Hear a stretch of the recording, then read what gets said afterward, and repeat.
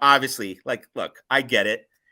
When Lincoln Riley loses a big game in a blowout, that's just going to bring up all the Choklahoma, Joklahoma, Crocklahoma, all the familiar attacks and the vultures pouncing in. It's going to happen. Part of the deal.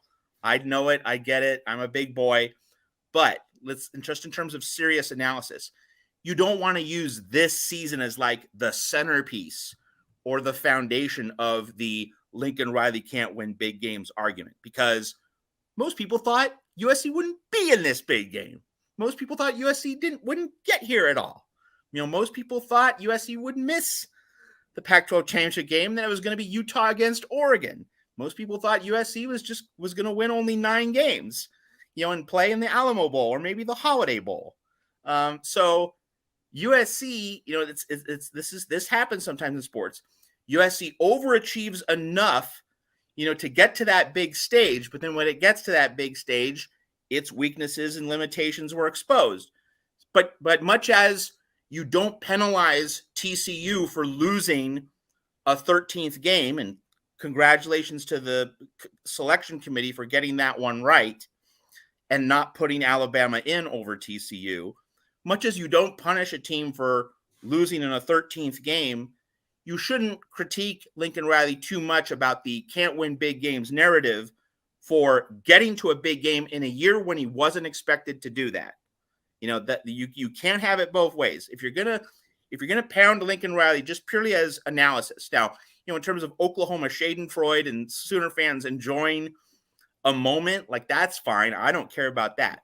But if we're just dealing with it with serious football analysis, and you really think, oh, this game really is an indictment of Lincoln Riley, no. This is not the example you use. You could use the 2018 Orange Bowl against Alabama. You could use the 2019 Peach Bowl against LSU.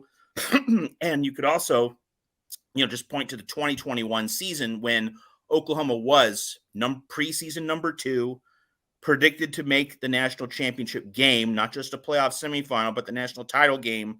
And Lincoln Riley couldn't put the pieces together with Spencer Rattler, with, a defense that was supposed to be very good. One could say that was Alex Grinch's worst season as a defensive coordinator, not getting that 2021 Oklahoma defense to be, a group of bone crushers.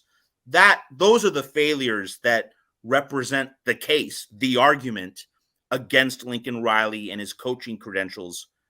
You don't use this year because you were predicting, and I'm not saying you, Mark Rogers, I'm talking to the general audience and people who were skeptical of Lincoln Riley in year 1 at USC to begin with. If you were skeptical of Lincoln Riley about this first year at USC, well, he refuted you, all right? He exceeded what you, a skeptic, were predicting. You can't then just say, oh, well, look at how he failed against Utah in a 13th game with an 11-1 record.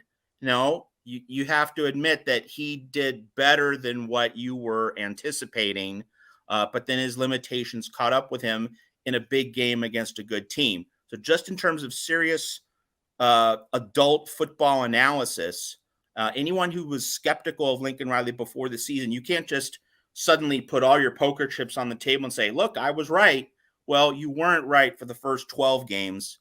That doesn't mean like the 13th game proves or validates your thesis. So like that is kind of the disingenuous part of the Lincoln Riley grave dancing. But again, Oklahoma fans, you want to have fun? You should. Like, you've had a tough year. You can go wild. You can party.